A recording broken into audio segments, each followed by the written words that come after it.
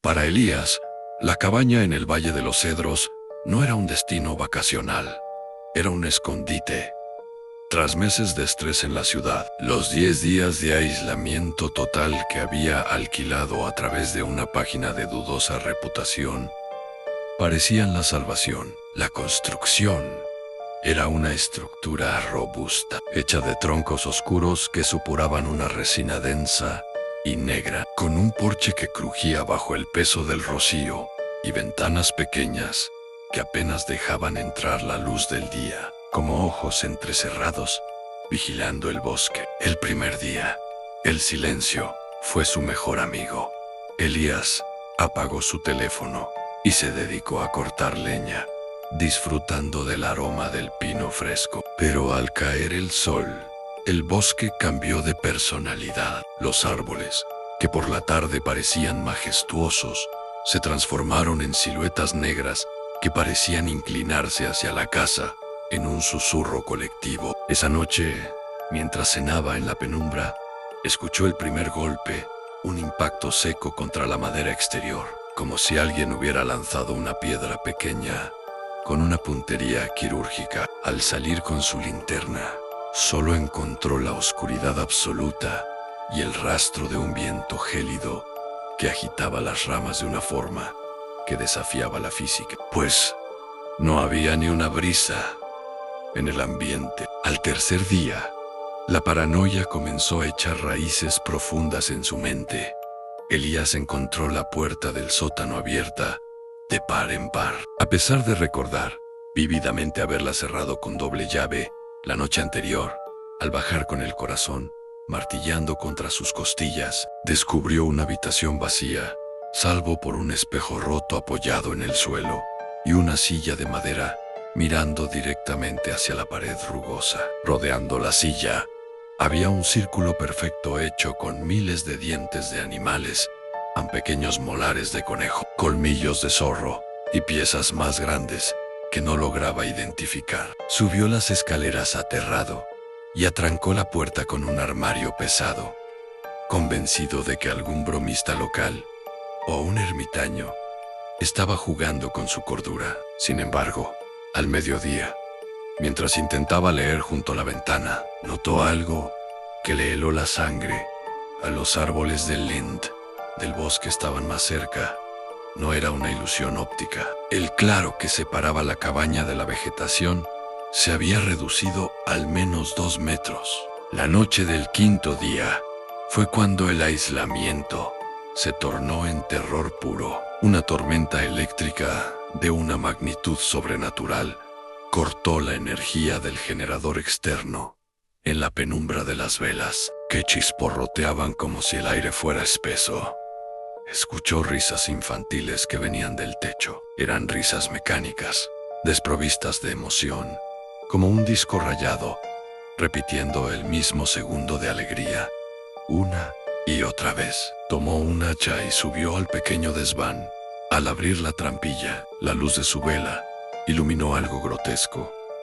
No había niños, sino una hilera de ropa de adulto colgada de ganchos de carnicero en las vigas. Las prendas se balanceaban rítmicamente sin que hubiera corriente de aire, y cada una tenía una mancha de barro fresco y podrido justo a la altura del pecho, como si un corazón invisible hubiera sangrado tierra. Desesperado, Elías corrió hacia su camioneta, pero al intentar encenderla, descubrió que los cables del motor habían sido cortados con la precisión de un cirujano. En el asiento del copiloto, encontró un pequeño envoltorio de cuero que contenía 3 de sus propios dientes, todavía calientes. La última noche, Elías se encerró en el dormitorio principal, reforzando la entrada con cada mueble disponible. A las 2 de la mañana, el silencio fue interrumpido por un susurro que no venía de afuera, sino de debajo de su cama. Una voz que sonaba como el roce de 2 piedras. ¿Todavía crees que los muros te protegen?, le preguntó la oscuridad. Al asomarse lentamente, vio huellas de pies descalzos y larguísimos grabadas en el polvo, que terminaban justo bajo su almohada. De repente, la puerta de la habitación bloqueada por toneladas de madera, comenzó a abrirse hacia afuera con una facilidad insultante. Una figura alta y extremadamente delgada, con la piel del color y la textura del papel viejo, apareció en el umbral. En su mano derecha sostenía la llave, que Elías sentía apretada en su propio puño cerrado. Al abrir la mano, Elías vio con horror que su llave se había convertido en una rama seca. «Tú nos invitaste», susurró la entidad, con un coro de voces que parecían salir de las paredes mismas. Cada hachazo en la leña fue una llamada. Cada mirada al espejo fue un permiso. En ese momento, la cabaña comenzó a transformarse. Los troncos de las paredes empezaron a latir con un ritmo sordo y profundo. Las ventanas se tornaron en pupilas amarillentas que parpadeaban con una inteligencia milenaria. Elías comprendió que la casa era el estómago de una entidad mayoere. De las grietas del suelo brotaron raíces blancas y filamentosas que se enroscaron en sus tobillos, succionando sus recuerdos y proyectándolos en la madera como sombras chinescas. Vio su infancia y su futuro desvanecerse, mientras su propia piel empezaba a endurecerse, adquiriendo la textura de la corteza de cedro. En un arranque de adrenalina, logró desgarrarse de las raíces y saltar por la ventana hacia el bosque negro. Corrió durante lo que parecieron siglos, con los pulmones ardiendo y las extremidades pesadas. Pero por más que avanzaba en línea recta, el olor a pino húmedo y leña quemada se hacía más fuerte. Al salir a un claro, colapsó de terror frente a él. Bajo la luz de un relámpago, se alzaba la misma cabaña de troncos oscuros. El bosque había doblado la realidad para devolverlo al punto de partida. En el porche, la figura lo esperaba sentada en la mecedora, hojeando su diario personal. La entidad leyó en voz alta la última página, la cual Elías no había escrito aún en día 10.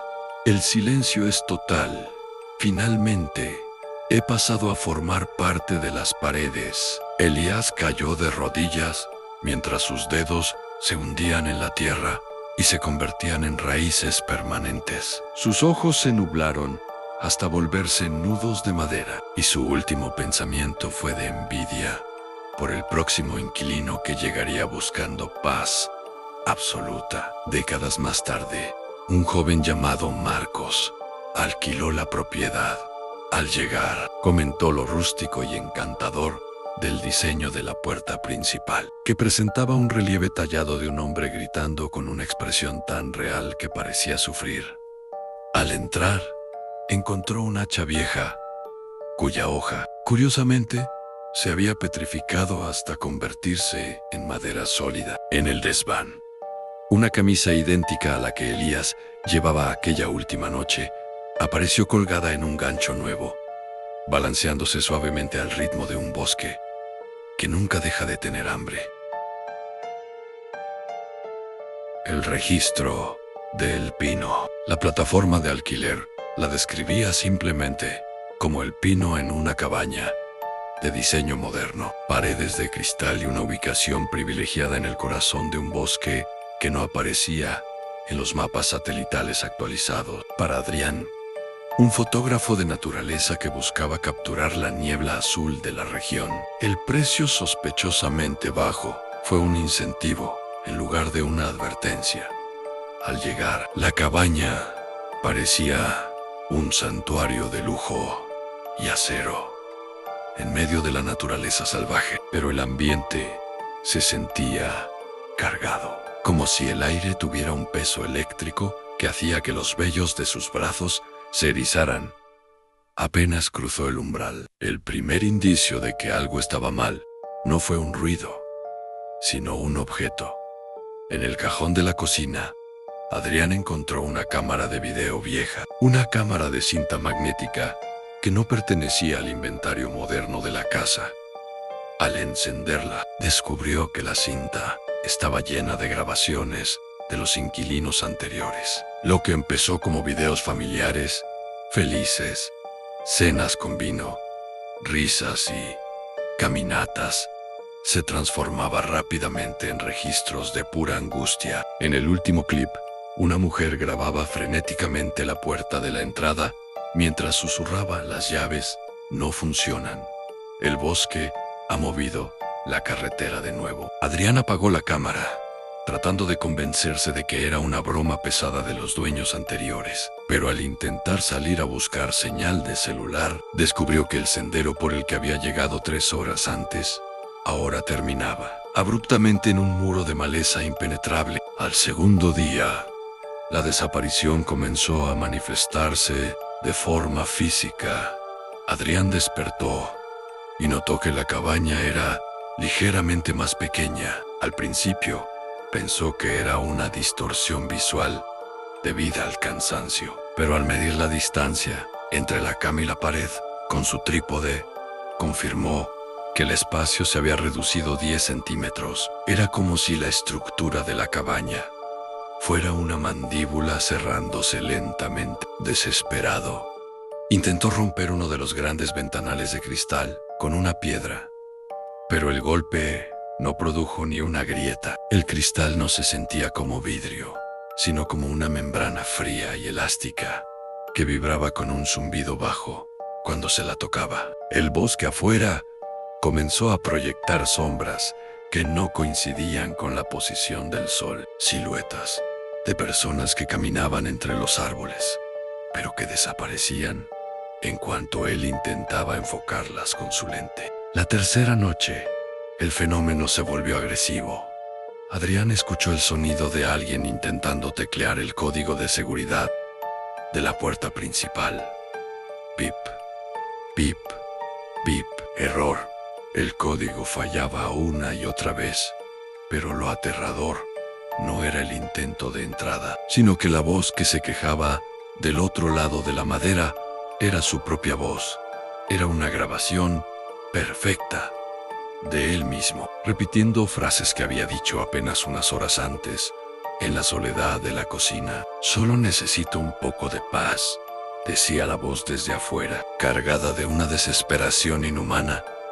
Al mirar por la mirilla, no vio a nadie, solo una niebla azul espesa que empezaba a filtrarse por debajo de la puerta. Una niebla que olía a ozono y a tierra vieja. Para el quinto día, la cabaña se había reducido a la mitad de su tamaño original. Los muebles estaban amontonados unos sobre otros y el techo parecía estar bajando centímetro a centímetro. Adrián encontró entonces el registro de huéspedes oculto bajo el suelo de madera. No era un libro de visitas común, eran fotos de identificación pegadas en las páginas con notas manuscritas al margen. Al pasar las hojas, vio las caras de las personas de los videos y todas tenían una fecha de salida marcada como incorporado. En la última página, vio su propia foto, tomada claramente desde la ventana del desván, mientras él bajaba de su auto el primer día. La nota al lado de su nombre decía en él: tejido es débil aquí. La casa necesita más masa para mantenerse estable. En un ataque de pánico, Adrián subió al desván, el único lugar que aún mantenía su tamaño original. Allí encontró lo que realmente era el pino. No había vigas ni aislamiento, sino una red de cables orgánicos y pulsantes que conectaban la casa con las raíces de los árboles circundantes. La cabaña no era una construcción, era un señuelo, una trampa de caza diseñada por el bosque para atraer materia biológica y procesarla para mantener la ilusión del refugio. Vio restos de ropa y maletas fundidos con la estructura, como si la madera se hubiera tragado a los inquilinos anteriores para fortalecer sus cimientos. En la última noche, el techo bajó tanto que Adrián tuvo que quedarse tumbado en el suelo. La niebla azul llenó sus pulmones y con cada respiración sentía que sus recuerdos se volvían estática. La puerta de la cabaña se abrió finalmente, pero no daba al bosque, sino a un vacío blanco e infinito, donde cientos de personas caminaban en círculos, repitiendo sus nombres para no olvidarlos. Intentó gritar, pero su voz ya no le pertenecía. La casa la estaba usando afuera, en el sendero, para atraer a una pareja que acababa de estacionar su auto a pocos metros de allí. Lo último que Adrián vio fue la luz de un nuevo flash fotográfico desde el bosque, mientras su cuerpo se volvía transparente, convirtiéndose en el cristal de la ventana, por la que el siguiente inquilino miraría con esperanza, sin saber que estaba entrando en un estómago de madera y vidrio. El eco de la solana, la resonancia del alma perdida. La cabaña se llamaba La Solana, un nombre que evocaba luz y calidez, pero que en la realidad del bosque de robles negros resultaba una ironía cruel. Julián, un novelista en busca de la musa esquiva y el silencio absoluto para terminar su obra, la alquiló sin dudar.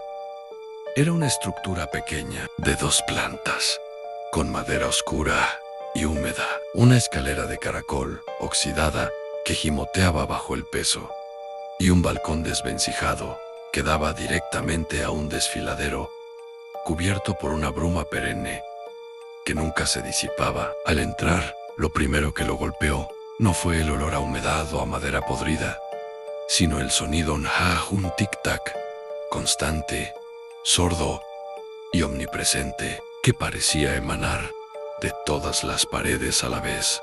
Aunque no había ni un solo reloj visible en la casa, era un sonido que se sentía más que se escuchaba, una vibración que resonaba en sus huesos. La primera anomalía ocurrió la segunda noche. Julián estaba inmerso en su escritura, las teclas de su portátil, suplicando por la próxima palabra, cuando escuchó claramente el inconfundible sonido de una silla arrastrándose en el piso de arriba, seguido de un golpe seco, como si algo pesado hubiera caído. Se quedó helado, con los dedos suspendidos sobre el teclado. Estaba solo en kilómetros a la redonda, o eso había asumido. Con el corazón martilleando contra sus costillas, tomó el atizador de hierro de la chimenea y subió lentamente la escalera de caracol, cada escalón crujiendo como un lamento. El piso superior estaba desierto, las habitaciones vacías y polvorientas, sin rastro de intrusos. Pero al bajar de nuevo a la sala de estar, encontró su computadora abierta en una página en blanco, que él no había dejado así. En el centro de la pantalla, alguien había escrito con sus propias fuentes y estilo: "No hagas ruido". Él seguía por los ecos. "Y ya está escuchando tus pasos". Julián borró la frase con manos temblorosas, tratando de convencerse de que era una broma de mal gusto o que el agotamiento le estaba jugando una mala pasada. Pero al mirar por la ventana principal, el bosque ya no estaba allí. En su lugar se extendía un vacío gris e infinito, una nada absoluta que rodeaba la cabaña, como si hubiera sido arrancada de la tierra y puesta a la deriva en el limbo. El tic-tac de las paredes se hizo más fuerte, más insistente. Al tercer día, el tiempo dejó de ser lineal y la realidad se deshilachó. Julián se despertó con una sensación de déjà vu. Desayunó su café y tostadas, y al mirar por la ventana, se vio a sí mismo, literalmente, su propio auto, su propia figura, bajando las maletas del maletero, saludando al aire con una sonrisa de alivio antes de entrar por la puerta principal. Corrió a abrir, presa del pánico, pero al hacerlo, no encontró a nadie, solo el rastro de sus propias huellas frescas en la tierra húmeda, huellas que, segundos después, se borraban como si el suelo fuera agua que succionara su existencia. El tic-tac de las paredes se aceleró, convirtiéndose en un latido arrítmico, una percusión macabra que sentía en las sienes. Fue entonces cuando encontró el primer recuerdo: una bota de montaña vieja, llena de moho, tirada en el pasillo. Al tocarla, Una visión le golpeó el cerebro.